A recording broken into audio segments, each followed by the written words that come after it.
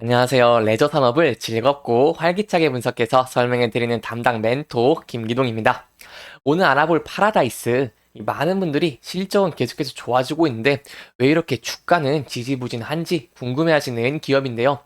하지만 지금부터는 파라다이스라는 이 기업, 여러분들이 궁금해 하시는 내용부터 해서 그 어떤 내용이든 대한민국에서 가장 깊이 있게 끝까지 추적하도록 할 테니까요. 제가 얼마나 파고드는지 지켜보시면서 진심으로 저와 함께 성장해 나갔으면 좋겠습니다.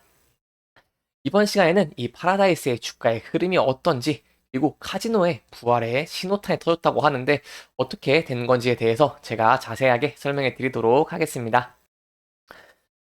이 주가에 대해서 설명을 드리기에 앞서 저번 시간에 제가 이 정깃 규제에 대해서 설명을 드렸는데 혹시 모르시는 분들도 계실 수 있어서 제가 간단하게 설명을 해드리도록 하겠습니다. 이 전킥 규제에 대해서 바라보는 시각이 두 가지가 있는데요.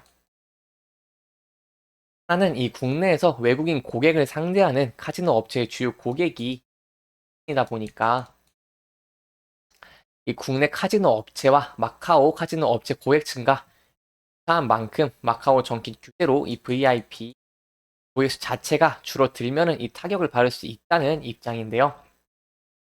이 카지노의 기준점이 되는 이 마카오 전킥 규제로 이 국내 카지노 기업들이 주가가 부진해서 마카오발 역풍이 잦아들어야 주가가 오를 수 있다는 것이라고 생각하는 측면이 있고, 또 다른 측면으로 저희가 한번 접근을 해 보자면은 이 마카오의 규제로 국내 카지노 업체 일부가 수혜를 받을 수도 있다는 것인데요. 이 마카오를 못 가는 이 VIP 고객이 찾을 수 있는 곳이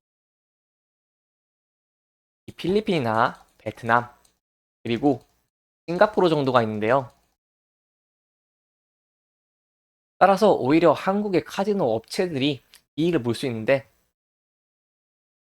그 이유는 이 국내 카지노 업체에 정깃이 데려오는 VIP 고객 외에도 매스라고 마케팅을 통한 VIP 고객 외에 일반 고객도 유입이 될 수 있기 때문입니다. 하지만 이렇게 주가의 측면에서 본다면은 주가는 계속해서 하락을 하고 있기 때문에 내년부터 시행되는 이 마카오 정깃 규제가 VIP 고객이 줄어도 이 매스의 고객들이 늘어날 수 있는지, 이 고객이 늘어나서 이 실적을 기록할 수 있는지를 저희가 지켜보면서 천천히 접근하는 게 중요할 것 같고요. 제가 저번 시간에는 이 11선이 11선을 지지해 주는 것이 중요하다고 얘기를 했는데 오늘은 조금 11선을 이탈하면서 좀 안 좋은 모습을 보여주고 있습니다. 그 이유로는 어제 나스닥이 1.5% 이렇게 하락하면서 거기에 대한 영향을 조금 받은 것으로 예측해 볼 수 있겠고요. 따라서 이제 이렇게 파라다이스대에서 단기적으로 접근하시는 분들과 이 장기적으로 접근하시는 분들이 계실 텐데요.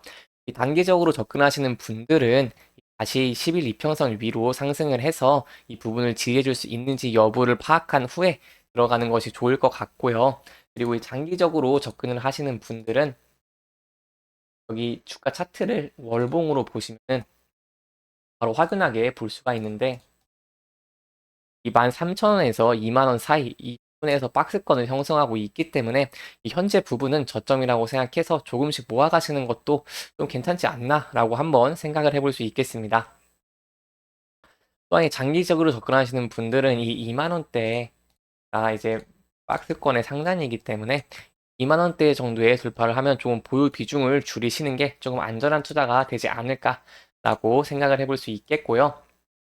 그리고 이제 단기적으로 접근하시는 분들은 이 매물대인 24,000원과 15,000원 사이까지 뚫어준다면은 조금 비중을 정리하시는 것도 하는 방법이지만, 좀 만약에 강하게 접근하시는 분들이라면 매물대를 뚫었고 높은 거래량이 나온다면은 조금 더 상승할 가능성도 있기 때문에 이 부분도 저희가 한번 생각을 해볼 수 있겠습니다. 하지만 가장 중요한 거는 현재 지평선에서 하락하고 있다는 것이고요. 이 추이가 어떻게 될지 저희가 계속 함께 지켜보면서 매일매일 이렇게 설명을 해드리도록 하겠습니다. 그러면 어떻게 하면은 이 이평선 위로 올라갈 가능성이 높을까를 저희가 한번 생각해 보자면은 당연히 이 실적이겠지요.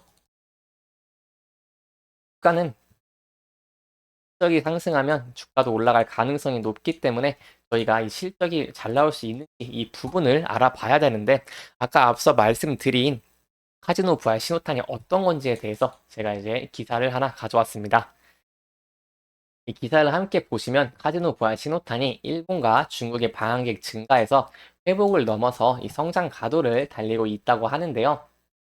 좀 그 내용을 깊게 파고들어서 얘기를 하자면, 코로나 기간 동안은 카지노 업계가 엄청 힘들었지만 다시 외국인 방문객이 증가를 하면서 실적이 다시 살아나는데요.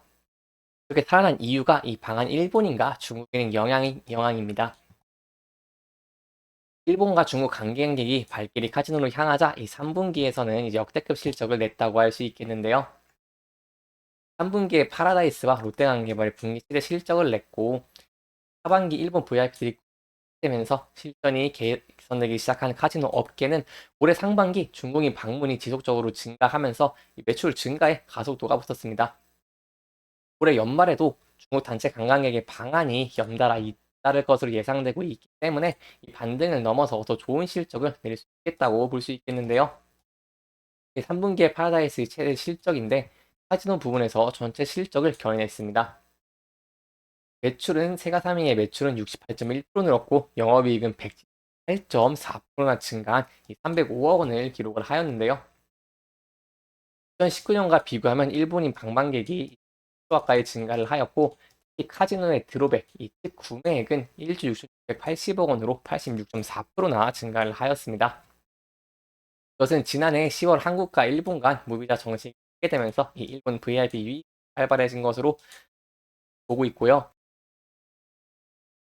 따라서 이 4분기의 전망은 매우 밝다고 할 수 있겠는데, 4분기 방한 중에 관광객이 85% 수준까지 회복될 것으로 예상하고 있고, 내년에는 이 95%를 상회할 것으로 전망하고 있습니다.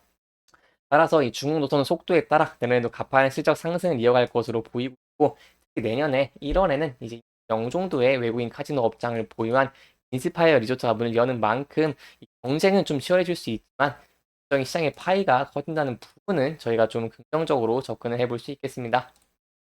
이어서 좀 차트 부분으로 돌아가면, 아까 말씀드린 것처럼 이렇게 실적이 증가를 해서 이동평균선 위로 상승을 해서 여기서 이제 추세 전환을 해준다면은 저희가 아까 말씀드린 대응 전략으로 조금 전략을 짜볼 수 있지 않을까를 생각해 볼 수 있겠습니다.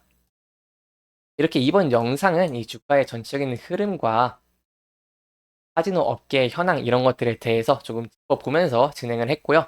이 해당 영상은 개인적인 의견이 많이 들어갔기 때문에 투자자분들의 주관적인 생각과 해당 내용을 토대로 현명한 선택을 하시면 좋을 것 같습니다. 이 영상 잘 보셨다면 좋아요와 구독 부탁드리고요. 이 해당 영상뿐만 아니라 대기업에서는 그 누구보다 열정적인 멘토들이 많으니까요. 부디 타 종목의 영상도 시청해 주시길 바라며 오늘 영상 마무리하도록 하겠습니다. 끝까지 시청해 주셔서 감사합니다.